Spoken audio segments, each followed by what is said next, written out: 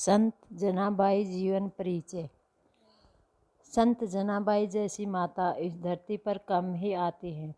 संतों की खासियत कैसी होती है और भगवान को संत कैसे लगते हैं। एक बार भगवान राम ने कहा था सुग्रीव से कि मैं अपने भक्तों के लिए बेचैन रहता हूँ। वो मेरे हृदय में इस प्रकार बसे रहते हैं जैसे लोभी के मन में धन बसा होता है। वैसे मेरे भक्तों के मन में भगवान यानी मैं रहता हूँ और मेरे हृदय में भगत रहते हैं।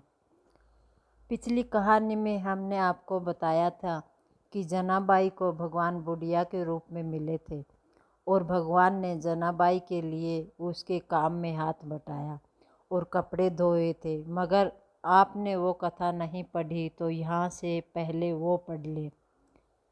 जब जनाबाई को पता चला कि वो श्री राम भगवान थे तो जना अब भगवान के भजनों में व्याकुल होकर करने लगी। अब तो भगवान जनाबाई का हर काम में हाथ बटाने आने लगे। जना हर काम भगवान के भजन करते हुए करती। जब जनाबाई शुद्ध बुद्ध भूल जाती तो कृष्ण स्वयं आके जना को घर का काम कराते। कभी आटे की चक्की साथ फेरते तो कभी बर्तन, कभी कपड़े, कभी बुहारी करते थे।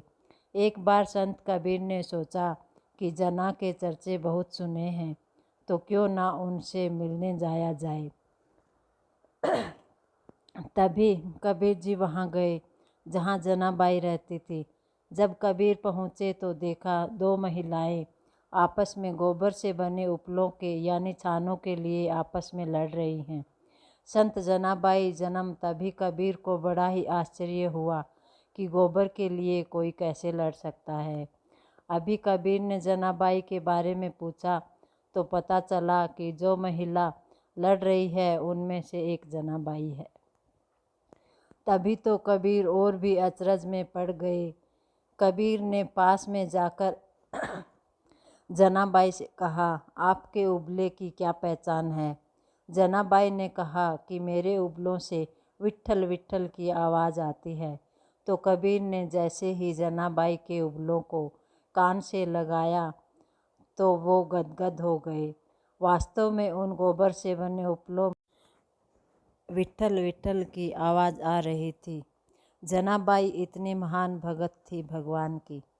तो देखा दोस्तों आपने कैसे भगवान जनाबाई की मदद करने के लिए आते थे।